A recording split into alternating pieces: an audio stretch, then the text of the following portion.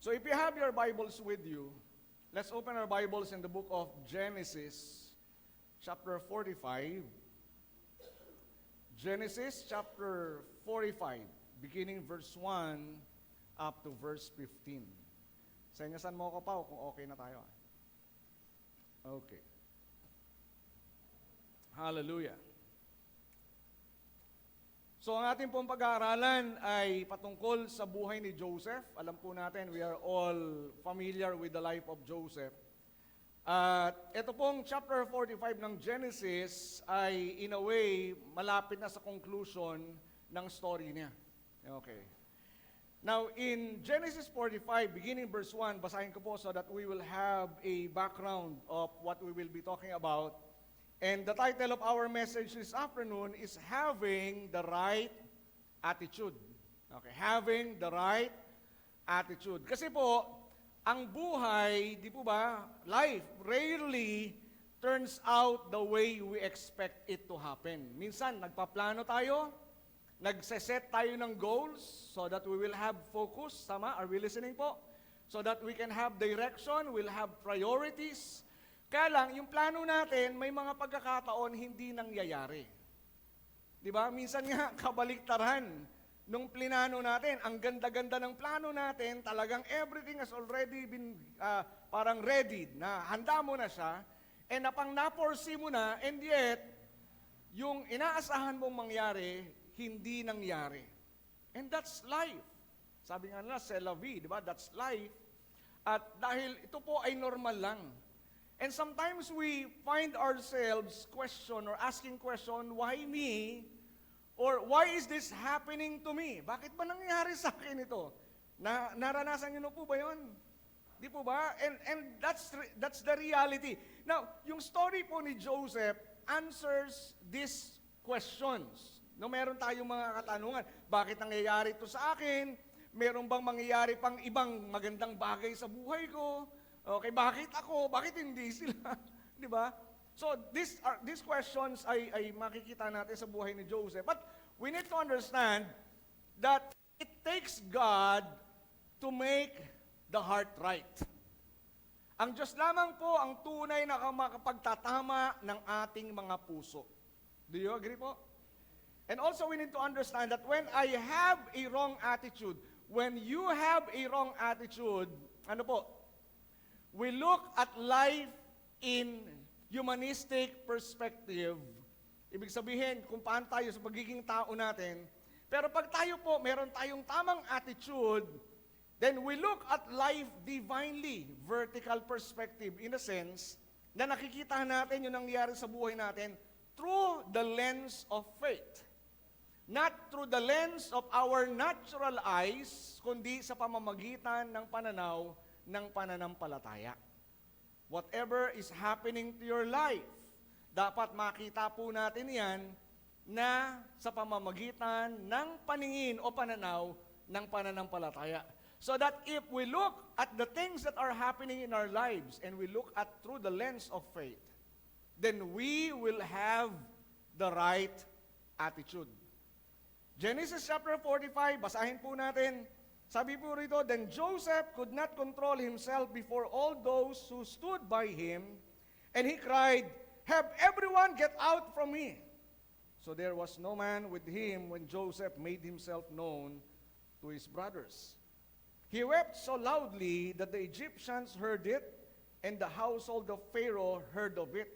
Sobrang lakas ng atungal ni Joseph. Yung kanyang pag-iyak.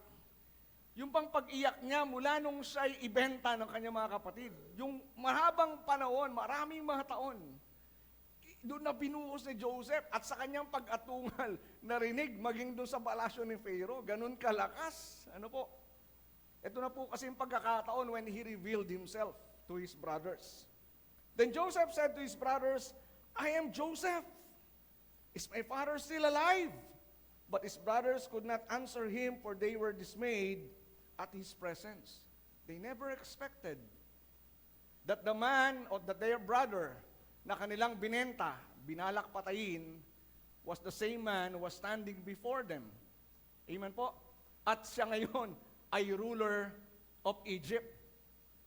Siyempre, katulad sabi nga kanina, di ba, parang life turns out sometimes we don't expect. Okay? Then Joseph said to his brothers, please come closer to me. And they came closer and he said, I am your brother Joseph, whom you sold into Egypt. Now, no one knew na siya po'y binenta ng kanyang mga kapatid, except the brothers. Even Benjamin, yung talagang kapatid ni Joseph sa nanay at tatay, hindi niya alam. Walang nakakaalam nito, kundi yung 10 mga kuya lang. Naunawaan po natin. So sabi niya, I am your brother Joseph. Now, do not be grieved or angry with yourselves because you sold me here, for God sent me before you to preserve life. For the famine had been in the land these 2 years, and there are still 5 years in which there will be neither plowing nor harvesting. Dahil accordingly, 7 years of famine. God sent me before you to preserve for you a remnant in the earth and to keep you alive by a great deliverance. Now therefore, it was not you who sent me here, but God. And he has made me a father to Pharaoh and lord of all his household and ruler over all the land of Egypt. Hurry and go up to my father and say to him, thus says your son Joseph, God has made me lord of all Egypt. Come down to me, do not delay. You shall live in the land of Goshen, and you shall be near me, you and your children and your children's children, and your flocks and your herds and all that you have. There I will also provide for you, for there are still 5 years of famine to come, and you and your household and all that you would have be impoverished. Behold, your eyes see, and the eyes of my brothers Benjamin see, that it is my mouth which is speaking to you. Now you must tell my father of all my splendor in Egypt, and all that you have seen, and you must hurry and bring my father down here. Then he fell on his brother's Benjamin's neck and wept, and Benjamin wept on his neck. He kissed all his brothers and wept on them, and afterward his brothers talked with him. And the Lord will surely bless the reading of his word. Now, pag tingnan natin yung tong picture, if you will imagine the picture of what happened here, di ba, it was really wonderful na nagkita-kita na sila. Di po ba? One of my favorite play na aming pinapakinggan, aking usually pinapakinggan pag ako'y nagda-drive, ay yung Joseph the Dreamer. No? I don't know if you're familiar with that. Very familiar, sa akin po, very, very close to my heart. At kahit na matagal ko na siyang pinakikinggan, every time I hear about it, talagang natatouch pa rin yung puso ko because it was really God's faithfulness and goodness na talagang gumabay doon sa storya niya. Di po ba? Until such time that God fulfilled His promises to Joseph. Now going back to, sa ating pong pag-aaral ngayon, having the right attitude. Ano ba yung attitude? Now attitude or pananaw is a complex mental state involving beliefs and feelings and values and dispositions to act in a certain way. Pinatranslate ko nga itong English na to. Parang pangit ng translation, parang Google Translate lang.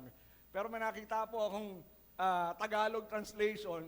Ang sabi diyan, ang pananaw ay tumutukoy sa iniisip, nararamdaman, at pinahahalagahan ng tao na nagiging gabay sa paraan ng kanyang pagkilos. Actually, it's a state of mind. Pero yung ating pong attitude o yung ating pananaw, whether we like it or not, it has a factor or effect kung ano yung ating gagawin. Kung paano tayo nabubuhay. Amen? So, kung mali yung ating attitude, if our attitude, ang pananaw po natin ay mali, then our reaction, how we respond to our situation, ay magiging mali din. But if we have the right attitude, ano po, then our response, our reaction, ano po, sa ating kalagayan, ano man ang nangyayari sa atin, will be, in a way, good or tama. So, paano nga ba magkakaroon ng right attitude? Sabihin nyo nga po, right attitude. So, ito pong pag-aaral ngayong umaga, ngayong hapon. Okay. We can see three principles here that we can apply to our lives, especially ano man yung ating kalagayan, pangangailangan, wherever you are right now, that we can apply to our lives to have the right kind of attitude so that we can respond, especially sa mga pangyayari sa buhay natin na hindi natin inaasahan. So una-una, how can we have the right attitude? When I see by faith God's plan in my location. Pag tiningnan po natin o nakita natin sa pamamagitan ng pananampalataya, ano po, yung plano ng Diyos, kung saan tayo ngayon nandoon, then we will have the right attitude. Right? Sabi ni Joseph, if we will go back doon sa verse 45, chapter 45, verse 5, and now do not be distressed, and do not be angry with yourselves for selling me here. Because it was to save lives that God sent me ahead of you. Now, please take note. Listen. Nasabi to ni Joseph because, di ba, he is already looking back sa mga nangyari sa kanya. And as he looked back, ano nakita niya? Ano po nakita niya as he looked back to whatever happened to his life? Ano nakita niya? Kapitbahay niya. Ano nakita niya? Come on, ano nakita niya? Kayo po, pag tumingin kayo sa inyong mga nakaraan, sa mga lumipas sa buhay ninyo, ano makikita ninyo? Hinanakit? Bitterness? O nakikita natin katapatan ng Diyos? Hello? I think that Joseph's perspective, even his attitude, was very, very different. Dito sa chapter 45, if you will compare his attitude nung itapon siya sa balon at balaking patayin. Di po ba? He has a very different attitude. Ngayon nasasabi niya to, huwag niyo nang sisihin, huwag kayong magalit sa inyong sarili. Hindi kayo nagpadala sa akin dito sa Egypt. Ang Diyos ang nagpadala sa akin sa Egypt, hindi kayo. But the conclusion, that kind of perspective, that kind of attitude was already adopted dahil nakita na niya ang plano ng Diyos kung saan siya nandun sa mga pagkakataon na yun. Amen? Katatlong beses Chapter 45, verse 5, verse 7, verse 8, paulit-ulit sinabi ni Joseph sa kanyang mga kapatid, ang Diyos ang nagpadala sa akin, ang Diyos ang nagpadala sa akin, ang Diyos ang nagpadala sa akin. 3 times.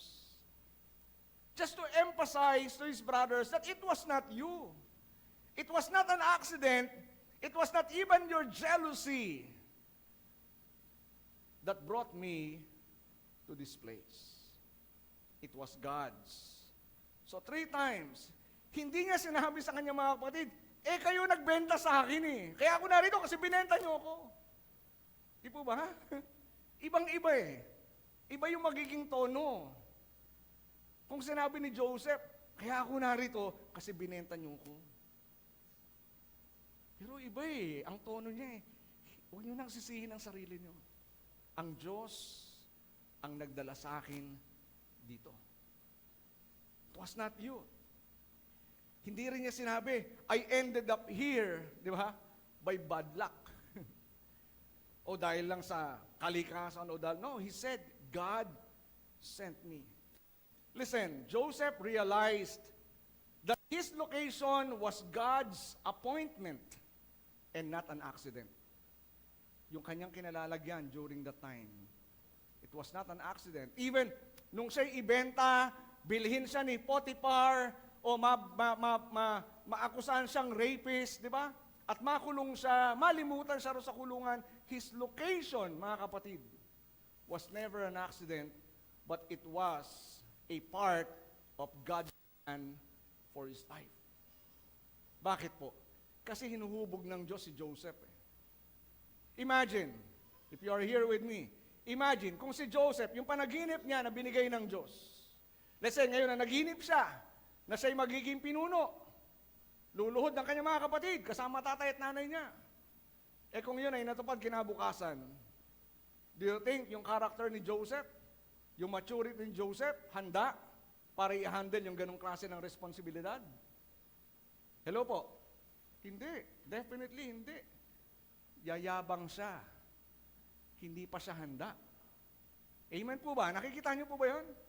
So God has to bring him to that process. Bago siya makarating sa lokasyon na kinalalagyan niya dito sa chapter 45. But even those locations that he went through, lahat po yun ay hindi aksidente, bahagi yon ng plano ng Diyos. Kaya mga kapatid, ano man ang location mo ngayon, whether geographically, whether positionally, whether spiritually, or, di ba, yung anumang lokasyon, nasaan ka man. Kung ikaw man ay nag-aaral, ikaw man ay nag-uopisina, o ikaw ay nakatira sa Pilipinas, yung iba kasi, sana hindi na lang ako sa Pilipinas pinanganak. Puro na lang problema. Di ba? May nabasa akong article kagabi, napakahirap, mahal na mahal ko ang Pilipinas, pero napakahirap ng idepensa sa Pilipinas. Parang, di ba, maraming mga tao, ayaw na eh. Sometimes they say, siguro kung ako'y pinanganak sa ganitong bansa, maalwal ang buhay ko, kaya magandang buhay ko. But God placed you here. Amen? And where you are is not an accident, it is part of God's plan. And we need to see it through the lens of faith. Again, it is God's appointment. So sometimes our circumstances, di ba minsan confusing, sometimes painful, but faith allow us to see God's plan in our place. Minsan masakit, maybe yung kinalalagyan mo ngayon. Di ba yung kalagayan mo ngayon, spiritually, kalagayan mo ngayon, emotionally. Your location now is painful. Or maybe hindi mo maintindihan. But God allowed you to be in that location, not by accident, but because it is part of His plan. God has a purpose. So as far as God is concerned, nothing happens by accident. You are where God wants you to be. Amen po ba? Nariyan ka sa kanilalagyan mo ngayon kung saan nais ng Diyos na ilagay ka. It's not an accident. So tayo po, kung makikita natin ay yung kinalalagyan ko ngayon, bahagi ito ng plano ng Diyos. So not until you can relax and see God in your present location, doon pa lamang tayo magiging kapaki-pakinabang sa Diyos. So kapatid, wherever you are, whatever your location is, relax, you are there because God placed you there. Amen? Minsan nagtatanong ka bakit? Yung iba, ang dami na nangyari sa buhay nila. Sa akin, wala pang nangyari. Don't be in a hurry because God is never in a hurry. And I believe that is even God's part, God's plan in your life. Amen? Do you agree? So don't be dismayed, don't be discouraged. Eh sabi nga, di ba, sa Jeremiah 28 verse 11, "For I know the plans I have for you." It's not your plan. At napakalinaw doon, plans to prosper you. That's God's plan for your life. And not to harm you. Plans to give you a future full of hope. Again, to give you a background, nung sinabi yun ng Diyos through Jeremiah, di ba, the people of Israel were in exile. Nasa ibang bayan sila. They don't know their future. They don't have any assurance what will happen to them. Makababalik pa ba sila sa bayan ng Israel o hindi na? But God said, I have plans. So maybe you are hurting now. Maybe you don't understand what's happening in your life. But God has a plan. Ang nga po personally, ilang beses ko na pong tinanay din kasi I entered the academy ng way back 2008 and 2009. Pumasok ako ng college sa JRCC 2009. During the time, I never really understood why. Parang, aksidente lang ba, napasok ako ng school, ng academe. Was never really my intention. Pero at least, nagbukas ang Diyos ang pintuan and I started teaching. Actually, nung naghawak ako ng third year ng high school sa JRCA, 2009, unang linggo, third year high school. Unang linggo, gusto ko mamato ng eraser. Honestly. Bakit? Talagang nakakainit sila ng ulo. Parang yung blood pressure ko talagang gulo nila. Ilang section yung hawak ko. Pero God taught me during those times. And as I go along, may mga pagkakataon din, even in my journey, even now, parang yung mga nakaraang mga panahon, I tried getting out of JRCC, I tried to apply in other company, pero hindi kami nagtutugma. Even now, may mga parang offers or may mga certain opportunities na pwede kong i-grab. But ang aking consideration personally, sa amin ni Jen, sa akin personally, is now nakikita ko yung sarili ko, the reason why I'm in the academe is so that I can influence my students as far as God is concerned. I believe it is part of my calling. Nandito po ba tayo? Meaning to say, what I'm saying is, wherever I am right now, in my professional career, I am in the right place. It's not an accident. God has a plan. Plano ng Diyos. Parte ng buhay ko na nasa akin so that I can influence and share the Word of God to my students so that they can know Jesus as Lord and Savior. Kung papasok ako ng isang corporation, kung papasok ako ng government agency, pwede kang yumaman, lalo na kung sa DPWH ka, di ba? Tama po. Mag-DTI ka. Mag-DepEd ka. Di ba? Magkano yung sweldo? Pagtingnan ko yung aking qualification, yung salary grade ko, laki. Kaya lang yung comparison, di ba? If you will look at the salary grade and what you will do, parang pumapasok sa isip ko yung Mark 8:36, what shall it profit a man if he gains the whole world? Di ba?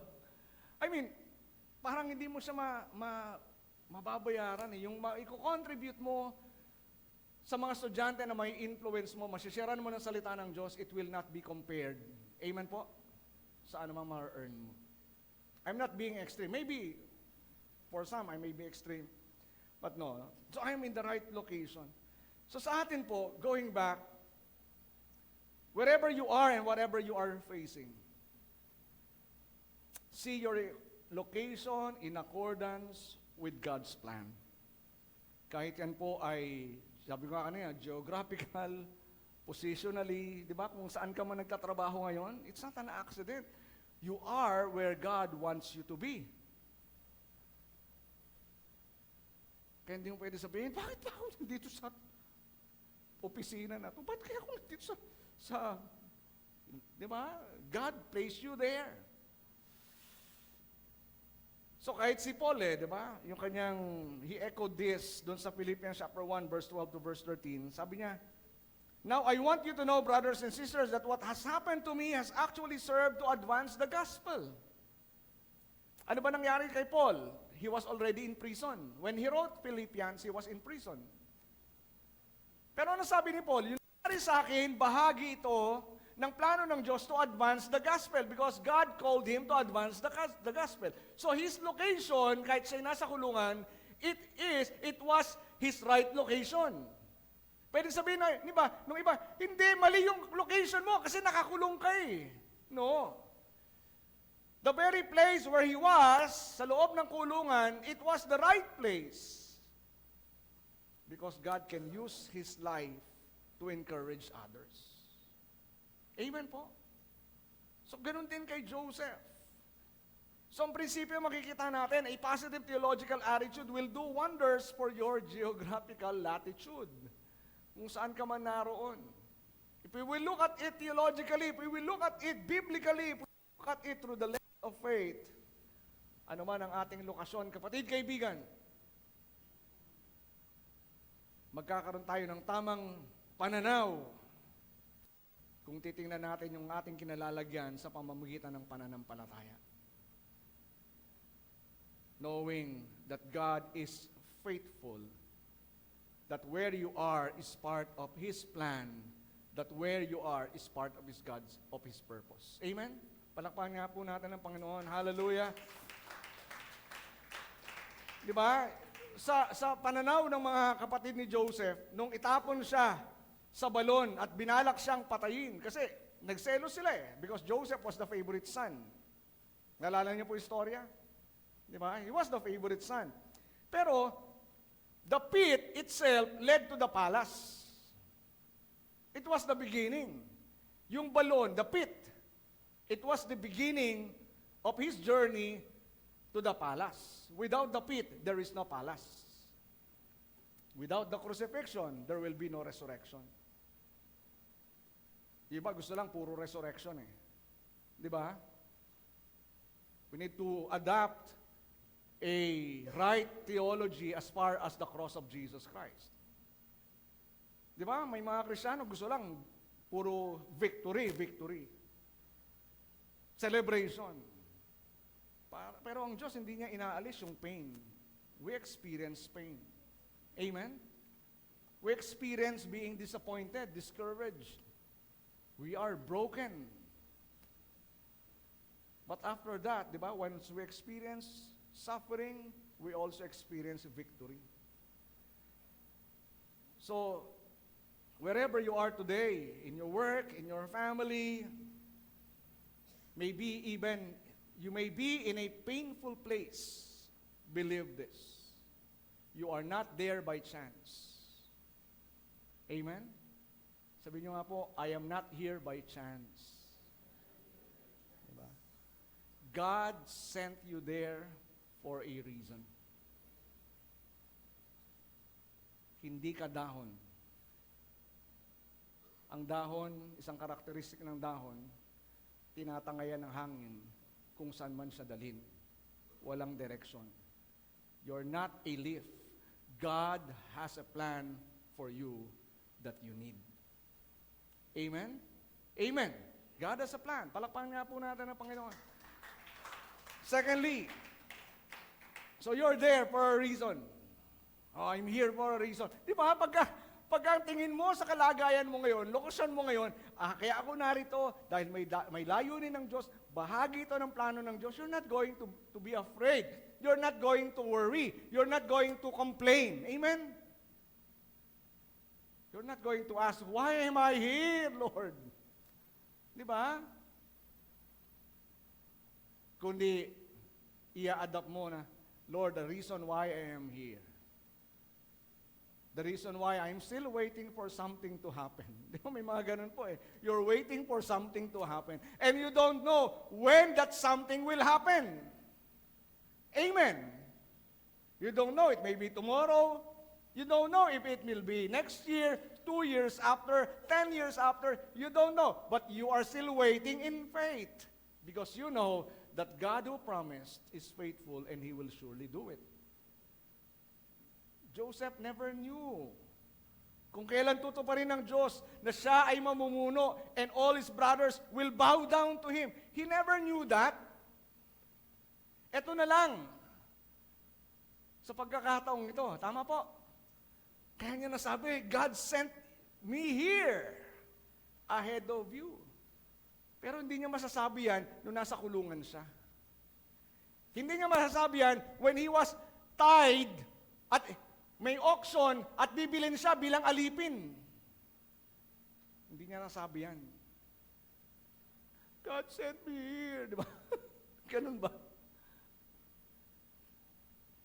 We need to look through the lens of faith. Secondly, when I sense by faith God's hand in my situation. Kanina you see by faith. Here, we sense by faith God's hand in my situation. Ano sabi ng verse 47? But God sent me ahead of you to preserve for you a remnant on earth and to save your lives but by a great deliverance. Again, sabi ni Joseph, God sent me ahead of you. You know, if we look at the life of Joseph, his life was filled with injustice. Nandito pa po ba tayo? His life was filled with injustice. He was betrayed by his brothers. He was falsely accused by the wife of Potiphar. And then he was forgotten in prison. Injustice yun eh. Kasi diba, justice is defined as what is due to you. Kung ano yung nararapat sa'yo. Yung bang ibenta siya ng mga kapatid niya, i-betray siya ng mga kapatid niya, is that justice? That's injustice. Bunso siya eh. O pangalawa sa bunso. Dapat yung mga kuya niya ang magpoprotekta sa kanya. Tama po. And when he was serving faithfully sa house of Potiphar, lahat minamanage niya. Lahat pwede niyang pakialaman except the wife. But he was accused of raping the wife. And then when he was already in prison, nung nag-interpret siya ng dreams, ng baker, yung dreams ng butler, natupad yung pangako, yung interpretation sa dreams ng butler. And Joseph said do sa butler, out, remember to tell Pharaoh of my case. Kasi he was falsely accused. Di ba, iba yung falsely accusation sa kanya, he was there in prison. Pwede mo ba sabihin, tama yung kalagayan niya? It may be injustice on his part, but still it was part of God's plan. Alam niyo, ang Panginoon, pag tinignan niyo, talagang, He's not just developing or molding your character on one side, but lahat no? Prepare ng Diyos, maging yung puso ni Joseph so that he will be ready to forgive. Amen? Lahat yun kasama yun sa dinidevelop ng Diyos. So, but as we look at the scripture, wala tayong nakita na si Joseph nagreklamo. Baka meron kayong nabasa na nagreklamo si Joseph. We never read that he complained. We never read that he became bitter. We never read that he whined. Instead, we saw his humility. He put his life in the hands of God. He trusted God's hand by guiding him in every part of the process. Nandito po ba tayo? Yung situation ni Joseph, he sensed that God was there. Mga kapatid, di ba minsan nagtatanong tayo, dapat nga, hindi tayo nagtatanong, why do I have to stay in this situation? Bakit ako kailangan manatili sa kalagayang ito? You know, faith, listen, faith means I don't start each day saying, why me? But rather, what does God want me to learn here? Do we understand po? Ang pananampalataya, hindi yung nagtatanong ka, bakit ako? Kundi faith means, you're asking God, you're asking yourself, ano ba ang nais ng Diyos na matutunan ko? Bakit nga ako pinahintulutan o inilagay sa kalagayang ito? We need to adapt the attitude of the psalmist. Sabi nga ng psalmist, Psalm 143 verse 10, teach me to do your will, for you are my God. May your good spirit lead me on level ground. Teach me to do your will. Dapat tayo po, anuman ang kalagayan natin, anuman ang sitwasyon natin, anuman ang pangangailangan natin, we are ready to discover kung ano ang kalooban ng Diyos. Do you believe that God is good? He is faithful? Pahina na pahina He is true? Baka bulong na lang. He is good, He is faithful, He is loving, He is merciful, He is grace. Ang dami, di po ba?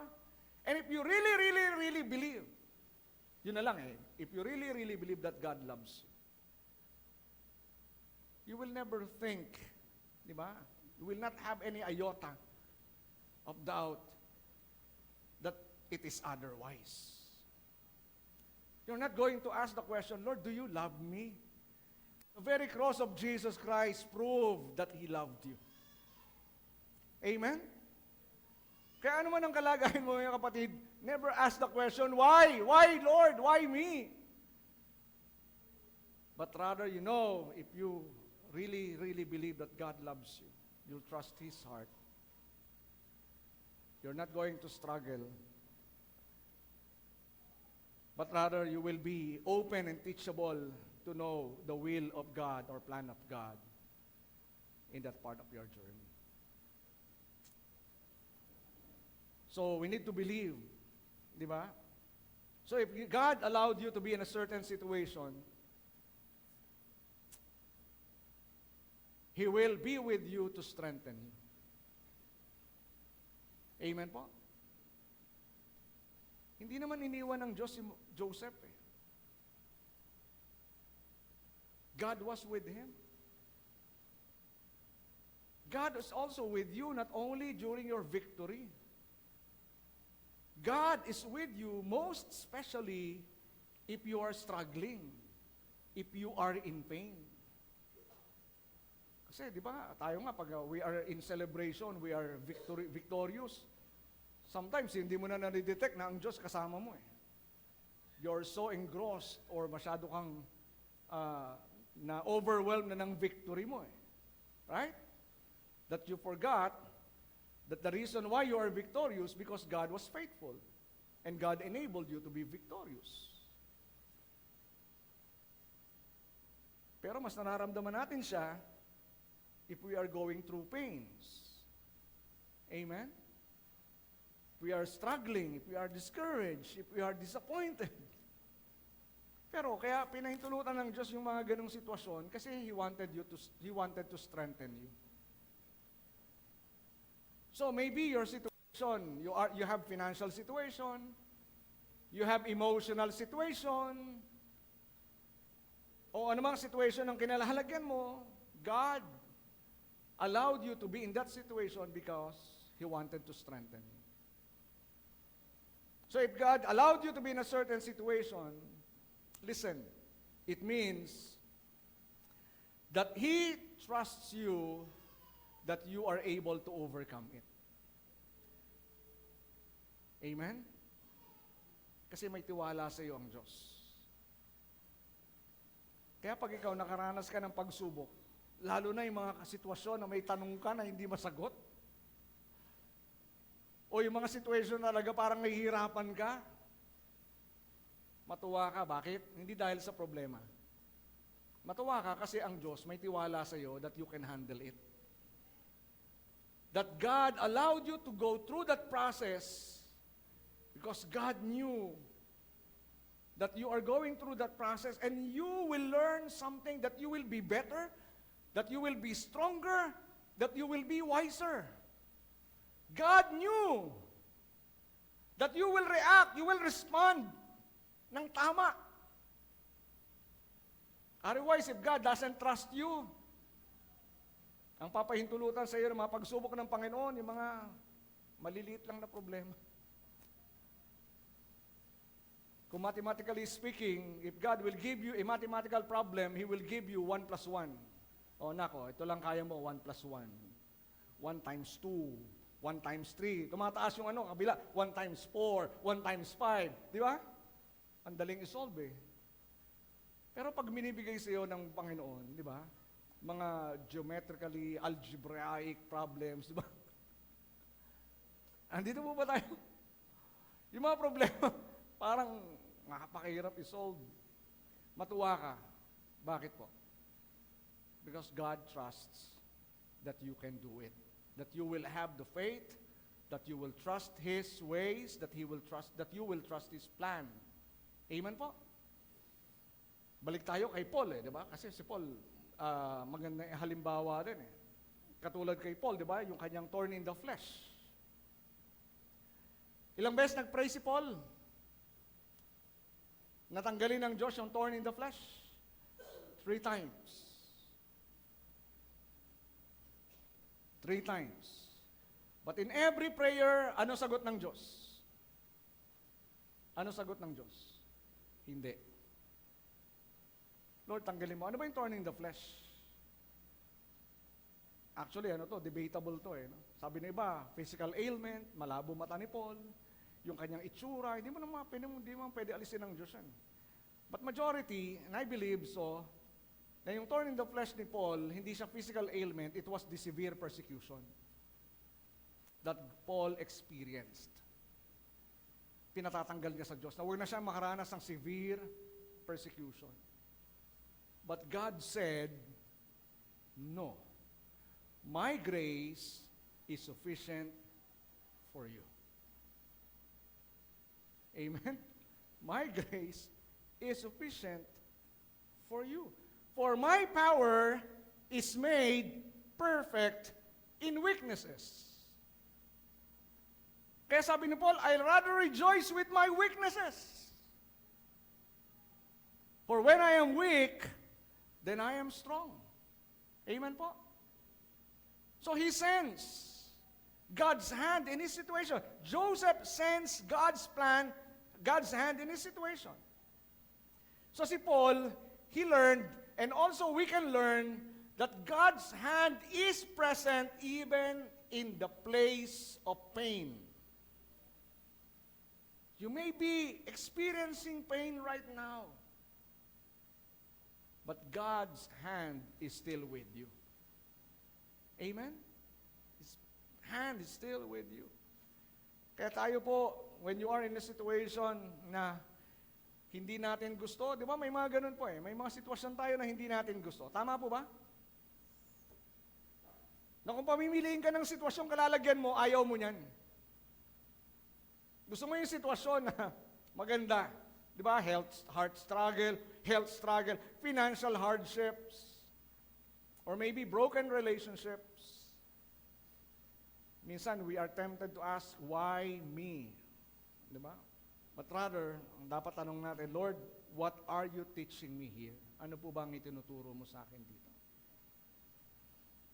How can I glorify you in this situation? Because whether we like it or not, if God allowed it, He will also sustain you through it. Amen? Alam niyo, pag nalagpasan niyo yun, yung hinayaan ka ng Diyos na dumaan sa ganung klase ng difficulty, pag nalagpasan niyo, it is really an accomplishment. But hindi lang siya accomplishment, kundi kakaroon ka ng reason to be grateful, reason to be thankful, di ba? Napupurihin mo talaga ang Panginoon. Na talagang sasabihin mo, it's not me, it's Him. Amen? Kasi kung ako lang, yung pinagdaanan ko, hindi ko kakayanin yun. Without God's grace. And of course, si Joseph, without God's guidance, without God's presence, without God's provision, without God's strength, hindi niya ma-overcome yun. Amen? And lastly, we will have the right attitude. When I said suppose, trust by faith that God will work for my good. When I suppose or trust by faith that God will work for my good. We need to believe, listen, we need to believe and to accept that both our location, that both our situation as good. Kahit na there is, di ba, yung plano ng kaaway, there are evil people maybe trying to destroy you, then our attitude will be right. If we believe, if we trust that wherever we are, whatever is happening to our lives will be for our good, then our attitude will be right. Nandyan pa po ba kayo? Kaya sabi ron, di ba, verse 8 ng chapter 45. Muli sinabi ni Joseph, so then it was not you who sent me here, but God. And then sa chapter 50, verse 20, nung namatay na yung si Jacob, at natatakot pa rin yung mga kapatid niya. Baka sila paghigantihan dahil wala na yung tatay nila eh. Ano sabi ni Joseph sa verse 20? You intended to harm me, but God intended it for good. Amen? You intended to harm me, but God intended it for good. You know, may mga tao, maybe some people will try to destroy you, but their attempt will remain an attempt because God's will and God's ways will prevail. Tama po? Di ba may mga ganun eh? People will try to destroy you, but they're not going to succeed. Bakit? May kasama ka eh. Kasama mo ang Diyos. Na hindi pa hihintulutan na yung plano ng mga masamang tao magtagumpay laban sa buhay mo. They are not going to succeed to destroy you because God's plan for you will succeed. Amen? Kaya nga po mga kapatid, pag tinignan natin, yung climax of Joseph's faith is not only seeing God's plan in his location, his hand in his situation, but trusting God's goodness in the outcome. Hindi lang yung, that's not the climax of the journey of Joseph eh. Hindi lang yung nakita niya, yung plano ng Diyos, na-sense niya yung kamay ng Diyos, kundi nagtiwala siya na yung kahihinatnan nito ay para sa kanyang kabutihan. Basically, that's faith. Amen? Faith is the substance of things not seen, the evidence of things so forth. Hindi mo pa nakikita. But you believe that the outcome of your situation, that the outcome of your location will be for your good. It may not be pleasant. Wherever you are right now may not be pleasant. It may be painful for you. Pero yung outcome niyan will be for your good. Di ba? Ano ba sabi ng Proverbs 3, 5 and 6? Trust in the Lord with all your heart. Lean not to your own understanding. So yung pagsunod mo sa Diyos, it's not logical. It's through faith. Amen po? Through faith. Because God sometimes works in illogical ways. He works beyond our reason. Di ba sabi ng Isaiah 55, my ways are not your ways. My thoughts are higher than your thoughts. Kaya sabi dito ng Proverbs 3, do not depend on your understanding. Seek His will in all you do, and He will show you which path to take. So, sa buhay ni Joseph, even though evil was done to him, si Joseph, he believed that God can bring something good out of that evil deeds against him. Parang ano yan eh. Ayan, katulad nga ng Romans chapter 8, 28 principle. Di ba?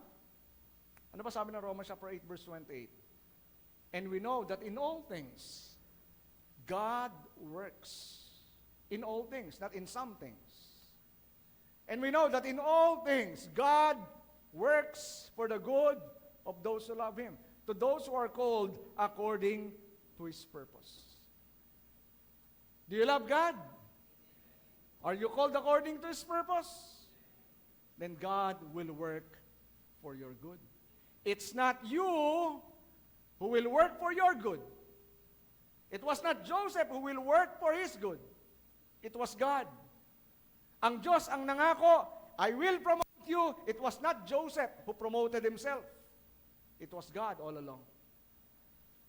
So Joseph became a trophy of grace because his faith changed his perspectives from bitterness to blessing. Naturally, pag tingnan po natin, siguro pag tayo ang dumaan doon, we'll become bitter. Hello? That's our natural tendency. Di ba?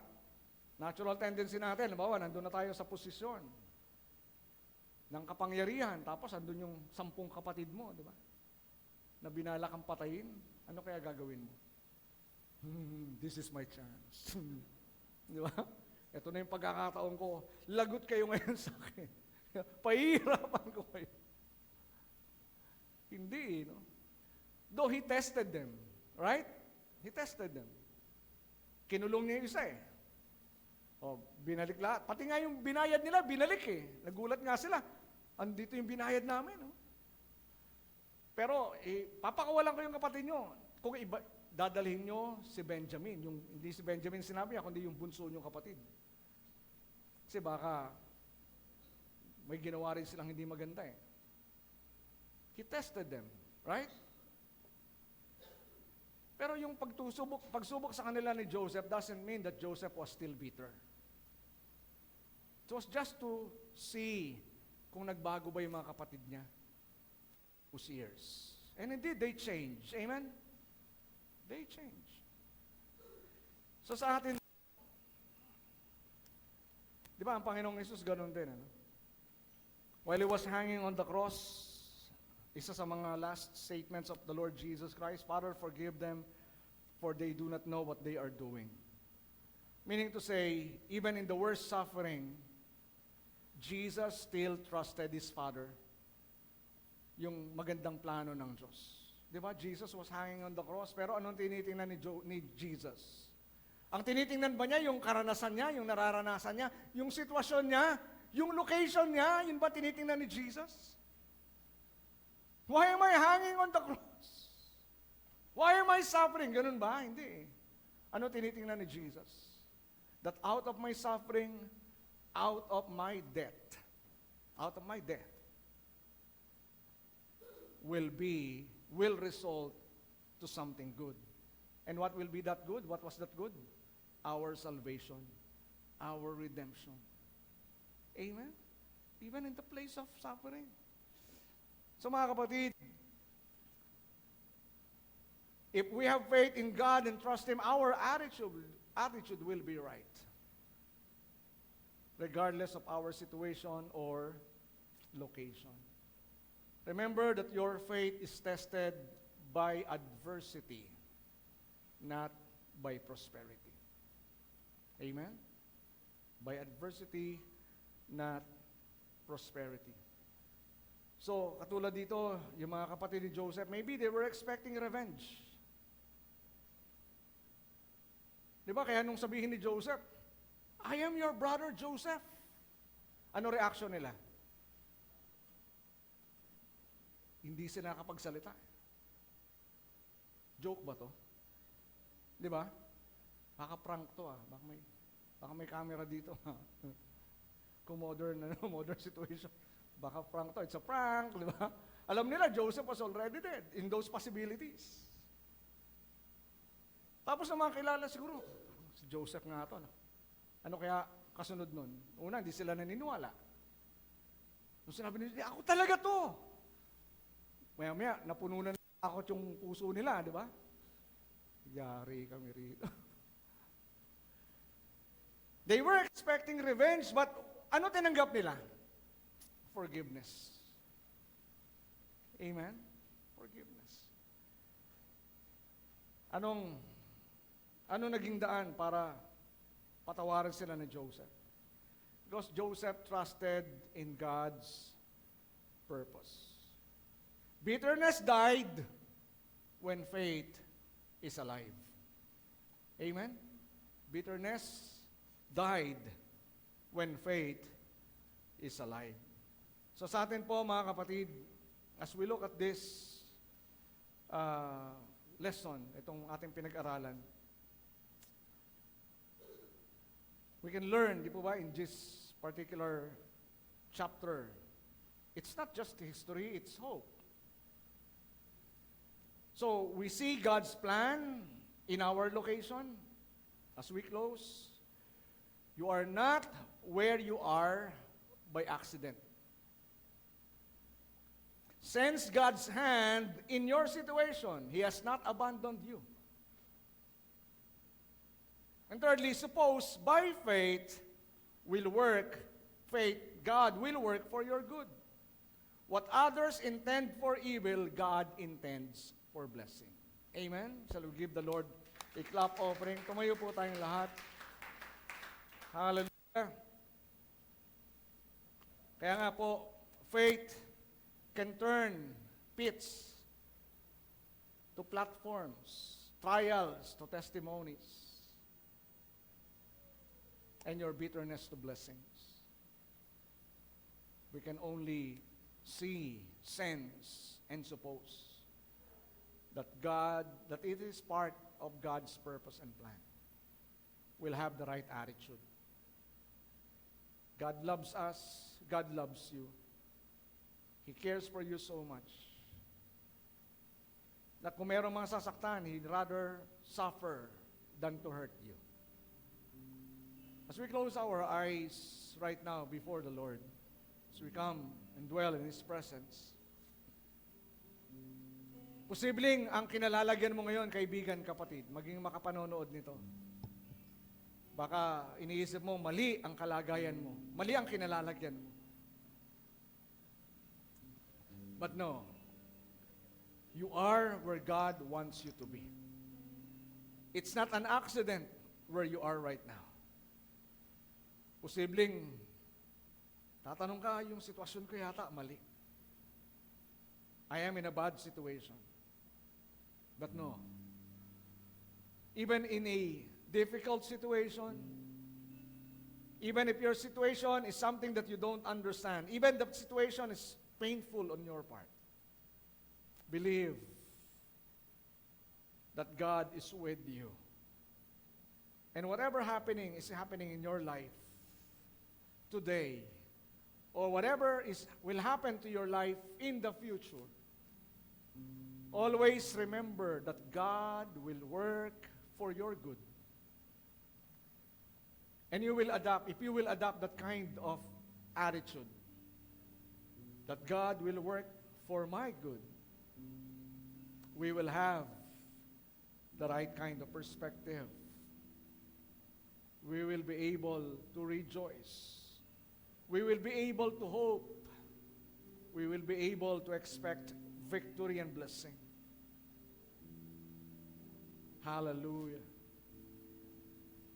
Father God, narito po kami sa iyong harapan. Ikaw po nakaalam ng aming mga kalagayan. Ikaw po mga nakaalam ng mga bagay na aming nararanasan. Father, I pray that even right now, help us to see your plan, whatever location where we are right now. Help us to sense your hand in our situation. And help us to suppose and trust that you will work for our good.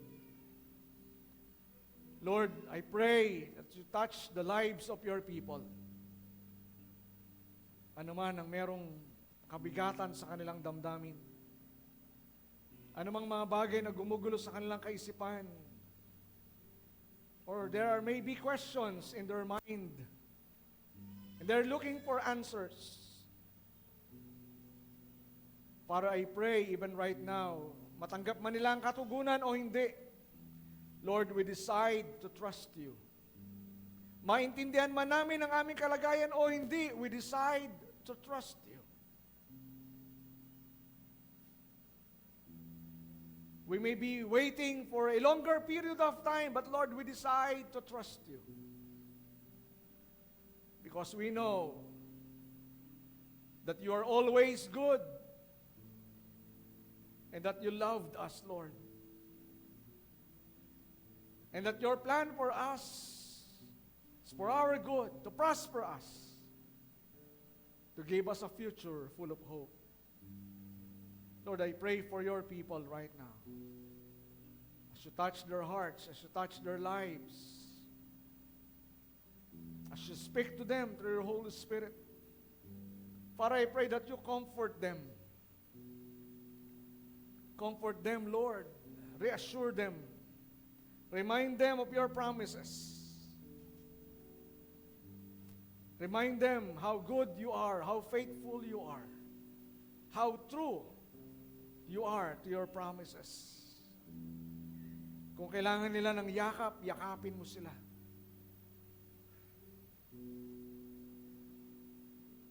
And even instill in their hearts your promises, remind them of your promises in the name of Jesus. Lord, I pray na naman ang pangangailangan ng iyong mga anak sa lugar na ito, maging sa makapanonood ng service na ito, I pray, reach out to them, provide for their needs. Also, I pray na makilala ka nila sa kanilang buhay personally. That they may even seek your will for their lives. Dahil ang kalooban mo para sa aming buhay, ang pinakamainam na kinabukasan. Salamat po. I also pray for anyone who is with sickness.